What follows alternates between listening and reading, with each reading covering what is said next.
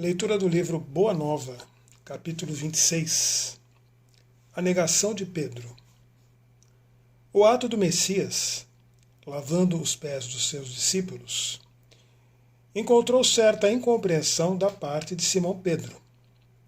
O velho pescador não concordava com semelhante ato de extrema submissão. E, chegada a sua vez, obtemperou resoluto. Nunca me lavareis os pés, mestre. Meus companheiros estão sendo ingratos e duros nesse instante, deixando-vos praticar esse gesto como se fosseis um escravo vulgar. Em seguida a essas palavras, lançou à assembleia um olhar de reprovação e desprezo, enquanto Jesus lhe respondia: Simão, não queiras ser melhor que os teus irmãos de apostolado, em nenhuma circunstância da vida. Em verdade, assevero-te que, sem o meu auxílio, não participarás com o meu espírito das alegrias supremas da redenção.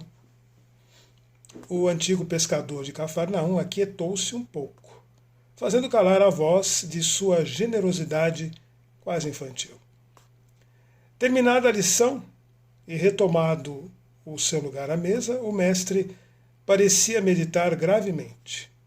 Logo após, todavia, dando a entender que a sua visão espiritual devassava os acontecimentos do futuro, sentenciou: Aproxima-se a hora do meu derradeiro testemunho. Sei por antecipação que todos vós estareis dispersados nesse instante supremo. É natural, porquanto ainda não estáis preparados senão para aprender. Antes, porém, que eu parta, quero deixar-vos um novo mandamento, o de amar-vos uns aos outros, como eu vos tenho amado. Que sejais reconhecidos como meus discípulos, não pela superioridade no mundo, pela demonstração de poderes espirituais, ou pelas vestes que envergueis na vida, mas pela revelação do amor com que vos amo, pela humildade que deverá ornar as vossas almas, pela boa disposição no sacrifício próprio. Vendo que Jesus repetia mais uma vez aquelas recomendações de despedida, Pedro, dando expansão ao seu temperamento irrequieto, adiantou-se indagando: Afinal, Senhor, para onde ides? O mestre lhe lançou um olhar sereno, fazendo-lhe sentir o interesse que lhe causava a sua curiosidade, e redarguiu: Ainda não te encontras preparado para seguir-me. O testemunho é de sacrifício e de extrema abnegação, e somente mais tarde entrarás na posse da fortaleza indispensável.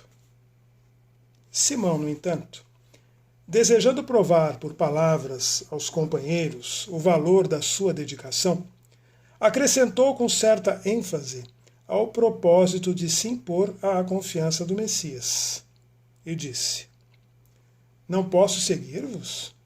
Acaso, mestre, podereis duvidar de minha coragem? Então não sou homem? Por vós darei a minha própria vida. O Cristo sorriu e ponderou: A tua inquietação, Pedro, se faz credora de novos ensinamentos. A experiência te ensinará melhores conclusões, porque em verdade te afirmo que esta noite o galo não cantará, sem que me tenhas negado por 3 vezes. Julgai-me então o espírito mau e endurecido a esse ponto? Indagou o pescador, sentindo-se ofendido. Não, Pedro, adiantou o mestre com doçura. Não te suponho ingrato ou indiferente aos meus ensinos, mas vais aprender ainda hoje que o homem do mundo é mais frágil do que perverso. Pedro não quis acreditar nas afirmações do Messias. E tão logo se verificara a sua prisão, no pressuposto de demonstrar o seu desassombro e boa disposição para a defesa do Evangelho do Reino, atacou com a espada um dos servos do sumo sacerdote de Jerusalém, compelindo o mestre a mais severas observações. Consoante as afirmativas de Jesus, o colégio dos apóstolos se dispersara, naquele momento, de supremas resoluções. A humildade com que o Cristo se entregava desapontara a alguns deles, que não conseguiam compreender a transcendência daquele reino de Deus, sublimado e distante. Pedro e João, observando que a detenção do Mestre pelos emissários do templo era fato consumado, combinaram entre si acompanhar de longe o grupo que se afastava, conduzindo o Messias. Debalde procuraram os demais companheiros que, receosos da perseguição, haviam debandado. Ambos, no entanto, desejavam prestar a Jesus o auxílio necessário. Quem sabe poderiam encontrar um recurso de salvá-lo? Era mister certificar-se de todas as ocorrências. Recorreriam às suas humildes relações em Jerusalém a favor do Mestre querido. Compreendiam a extensão do perigo e as ameaças que lhes pesavam sobre a fronte. De instante a instante, eram surpreendidos por homens do povo que, em palestra de caminho, acusavam a Jesus de feiticeiro e herético. A noite caíra sobre a cidade. Os dois discípulos observaram que a expedição de servos e soldados chegava à residência de Caifás, onde o Cristo foi recolhido a uma cela úmida, cujas grades davam para o pátio extenso. O prisioneiro fora trancafiado por entre zombarias e impropérios. Ao grupo reduzido juntava-se agora a massa popular, então em pleno alvoroço festivo nas comemorações da Páscoa.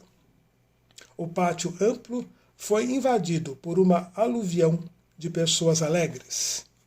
Pedro e João compreenderam que as autoridades do templo imprimiam caráter popular ao movimento de perseguição ao Messias, vingando-se de sua vitória na entrada triunfal em Jerusalém, com uma nova esperança para o coração dos desalentados e oprimidos.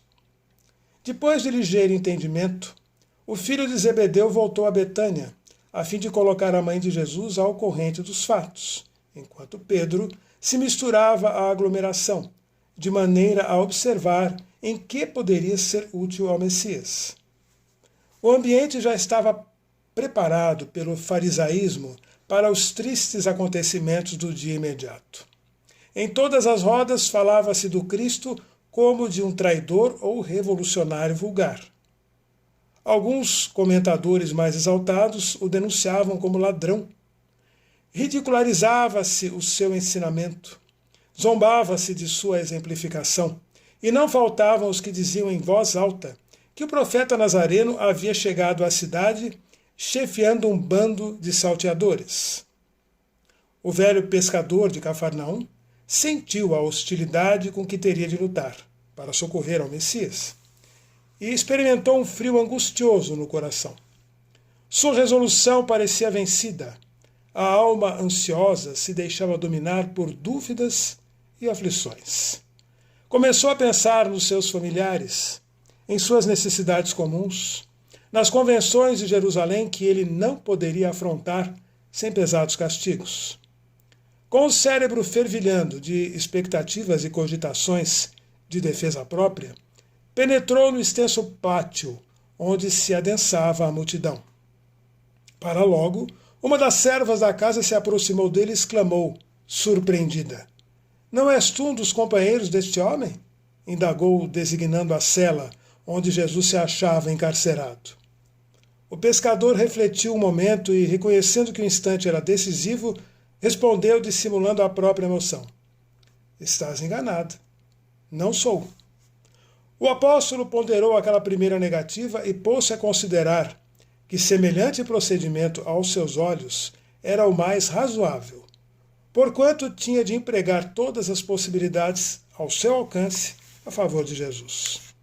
Fingindo despreocupação, o irmão de André se dirigiu a uma pequena aglomeração de populares, onde cada qual procurava esquivar-se ao frio intenso da noite, aquentando-se junto de um braseiro. Novamente, um dos circunstantes, reconhecendo-o, o interpelou nestes termos: "Então, vieste socorrer o teu mestre?" "Que mestre?" perguntou o pescador de Cafarnaum, entre receoso e assustado. "Nunca fui discípulo desse homem." Fornecida essa explicação, todo o grupo se sentiu à vontade para comentar a situação do prisioneiro. Longas horas passaram-se para Simão Pedro, que tinha o coração a duelar-se com a própria consciência, naqueles instantes penosos em que fora chamado ao testemunho. A noite ia adiantada, quando alguns servidores vieram servir bilhas de vinho. Um deles, encarando o discípulo com certo espanto, exclamou de súbito: "É este! É bem aquele discípulo que nos atacou a espada entre as árvores do horto." Simão ergueu-se, pálido, e protestou: "Estás enganado, amigo. Vê que isso não seria possível." Logo que pronunciou sua derradeira negativa, os galos da vizinhança cantaram em vozes estridentes, anunciando a madrugada. Pedro recordou as palavras do mestre e sentiu-se perturbado por infinita angústia. Levantou-se cambaleante e, voltando-se instintivamente para a cela em que o mestre se achava prisioneiro, viu o semblante sereno de Jesus a contemplá-lo através das grades singelas. Presa de indizível remorso, o apóstolo retirou-se envergonhado de si mesmo. Dando alguns passos, alcançou os muros exteriores, onde se deteve a chorar amargamente. Ele, que fora sempre o homem ríspido e resoluto, que condenava invariavelmente os transviados da verdade e do bem, que nunca conseguira perdoar às mulheres mais infelizes, ali se encontrava, abatido como uma criança em face da sua própria falta. Começava a entender a razão de certas experiências dolorosas de seus irmãos em humanidade. Em seu espírito, como que desabrochava uma fonte de novas considerações pelos infortunados da vida. Desejava ansiosamente ajoelhar-se ante o Messias e suplicar-lhe o perdão para sua queda dolorosa. Através do véu de lágrimas que lhe obscurecia os olhos, Simão Pedro experimentou uma visão consoladora e generosa. Figurou-se-lhe que o mestre vinha vê-lo, em espírito, na solidão da noite, trazendo nos lábios aquele mesmo sorriso sereno de todos os dias. Ante a emoção confortadora e divina, Pedro ajoelhou-se e murmurou: "Senhor, perdoai-me." Mas, nesse instante, nada mais viu, na confusão de seus angustiados pensamentos. Com o luar alvíssimo enfeitava de luz as vielas desoladas. Foi aí que o antigo pescador refletiu mais austeramente, lembrando as advertências amigas de Jesus quando lhe dizia: "Pedro, o homem do mundo é mais frágil do que perverso."